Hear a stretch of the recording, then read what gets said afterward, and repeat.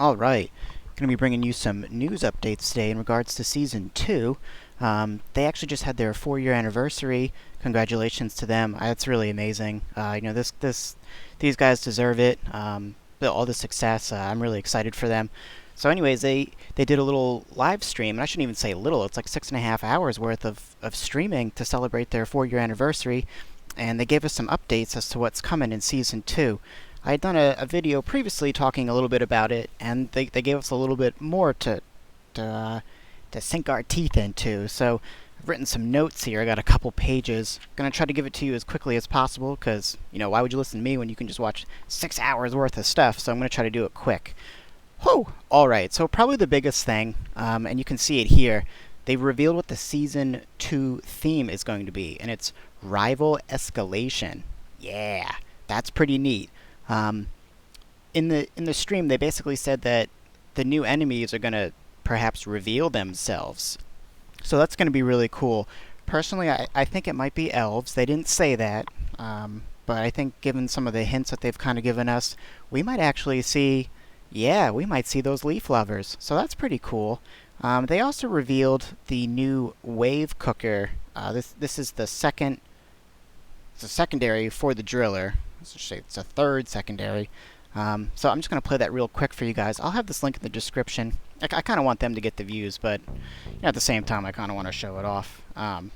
Free advertising is always good. But yeah, this is the driller's new secondary weapon. It looks pretty flashy. It looks pretty sporty. Looks nothing like the other weapons. Very unique for sure. Look at that. Isn't that wild looking? Holy smokies. That's kind of neat. He, like, puts his hand in there or whatever. That's kind of fitting too, right? I mean, the theme, like, he's got like his hands in the drills. So yeah, look at that.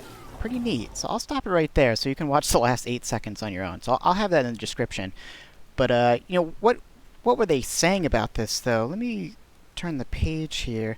So the wave cooker, it boils enemies. And this weapon is actually, according to what they said, is going to be a precise long-distance burst fire weapon.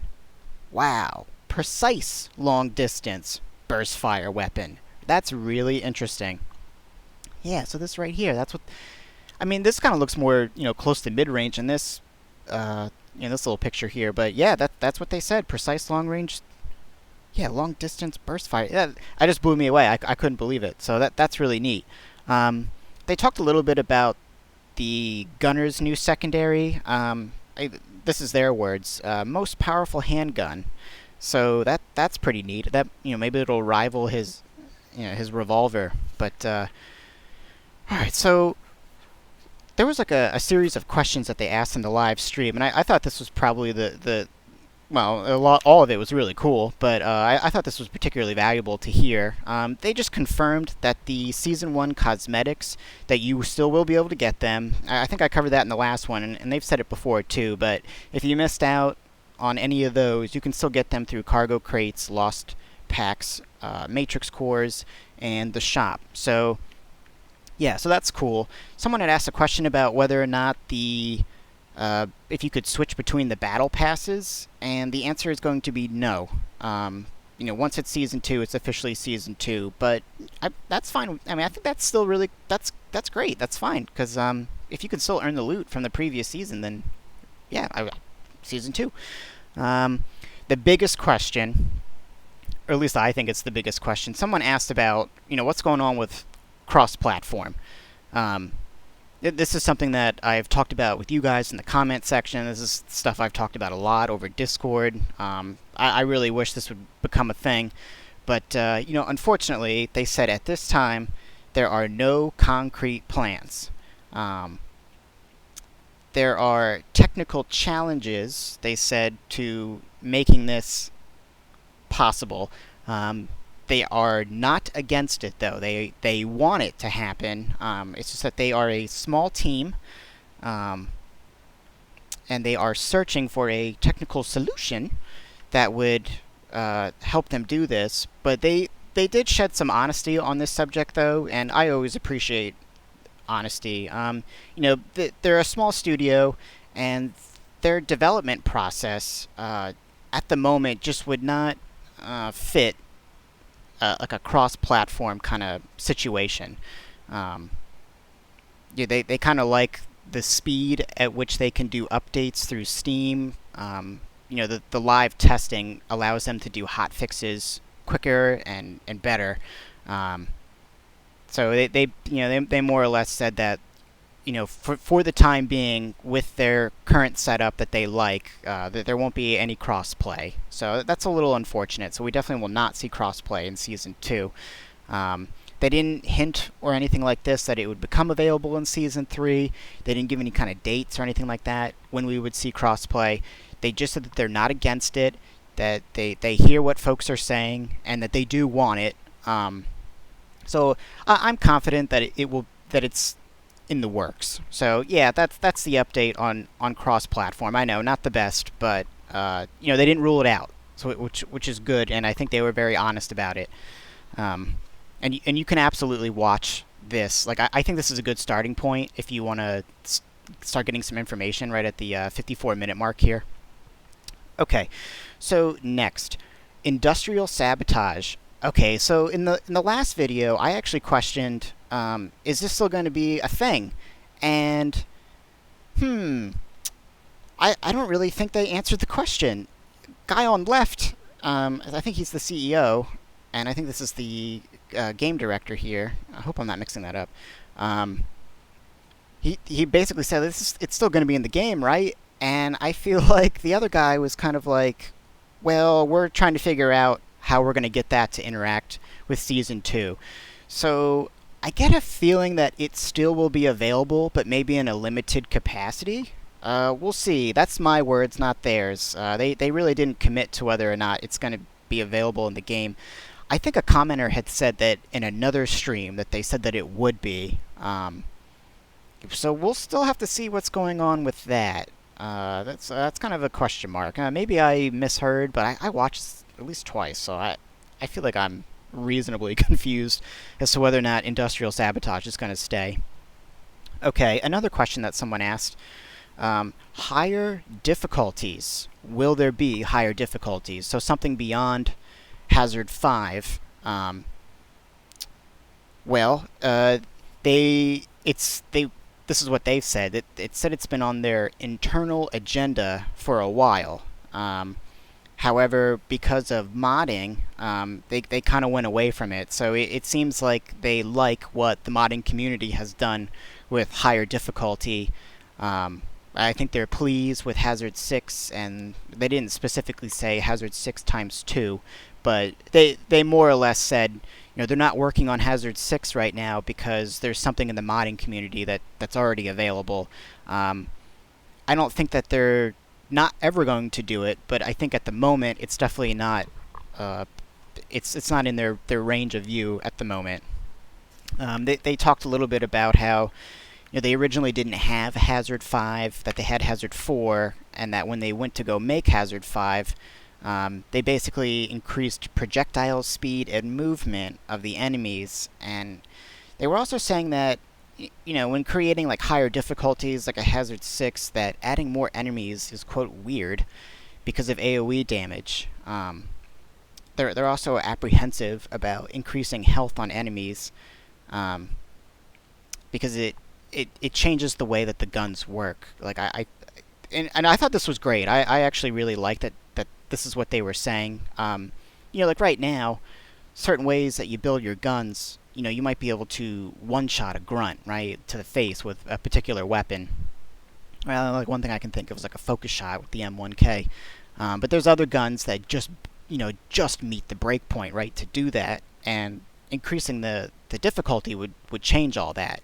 I've played other games where you're just in this eternal hamster wheel, and you never get a sense of how good your guns actually are. And then they're like, oh, wait till Iron Path or whatever. And it's just like, how many of these things do I need to... So it's nice that they want to give guns this feeling of, I don't know, I'm going to say like value and worth, but, they don't want to mess with that formula. If you were used to this build doing this, they want to maintain that. So I think that's really great.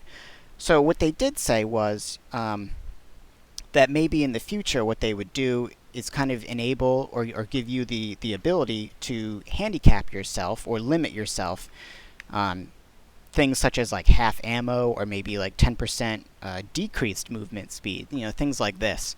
So I think for now, higher difficulties are off the table, but they've definitely been talking about it for a long time, and I think they're happy with the way that the modding community has kind of, how they've been handling it. So I think that's about all I can say there. Someone had asked a question about monetization, and I thought that was really interesting. Basically, their question was, why is so much free? Um, and this just made me fall in love with these guys even more. They said that their business model is about creating a network of trust.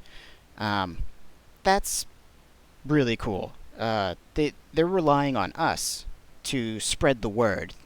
They feel like there's a near infinite amount of gamers out there that could potentially buy their game, and that's how they want to keep going. Is you and me telling other people who don't play like, hey, you should check out this game, and that's how it that's how they're going to stay alive. They also mentioned DLCs support them, um, but they feel like if you buy the game, they don't ever want to block you from new content, and that means a lot to me personally. I think that's really neat. So I think we should support these guys. I mean, I'm not saying that we all got to buy all their DLCs and stuff like this, but when you buy that, I think you should look at it from the perspective of, not so much am I getting the most bang for my buck as like this is me helping them. This is me supporting a really cool company that's given so much back to the community for free. So it's I really like that answer, and I really like that business model, and I really think that in a world of that's not common these days, right? Like other people charge for the battle passes. I've played games where like a month or two later they came out with a DLC, and it made me not happy. So these guys are the opposite. They're doing really cool stuff, and I just thought it was so neat, creating a network of trust. Yeah, so I'm just in love with these guys. I just think that's so cool. Um, Someone asked about max rank. It sounded like they basically just said no. So yeah, no max rank there. I was kind of hoping if they were gonna talk about maybe more of those prestige. You can be like silver and gold and all that. I thought maybe they would expand upon that, but it just seemed like that was a short answer, no. Um, okay, here's a big one. Someone asked about the overclock grind. Yeah, this is probably my only gripe with this game is that the overclock grind is a little intense. The short answer was no, they're not going to do anything to improve this. But then they did say, like right after they said no, I think kind of jokingly maybe, um, but they are doing something, wink wink. Um, they are aware of the frustrations that people have for how long this takes, but they did say that they purposely designed this way of unlocking overclocks on purpose. That it's part of the uh, long engagement, is what they said. However, I'm gonna quote this word sweetening. They are sweetening the way you get overclocks in the next season. So in season 2, it should be at the very least a little bit easier to get overclocks. What that means, they didn't say. They're just sweetening it. So that could mean, I don't know, maybe you get more cores, maybe you can choose. Who knows? They didn't specify that, but at the very least, it's going to get a little bit better. So that's pretty neat. Um, then they kind of went on to talk about, how the year has gone, um, and some things about the future. Let's see. They talked about like their last two biomes that they had made, the Azurweld and the Hollow Ball. They, they like those. I think we all like those, and they hinted that other biomes may come in the future. Not for season 2. It doesn't sound like it's going to be season 2, but it definitely seems like they want to add some more. So that's something cool to look forward to. Um, they continue to plan, or they continue to support uh, mods. They're all about the mods now. Maybe all about is hard. Yeah, I don't know if I want to say that, but they like mods. They're encouraging mods. They're cool with mods.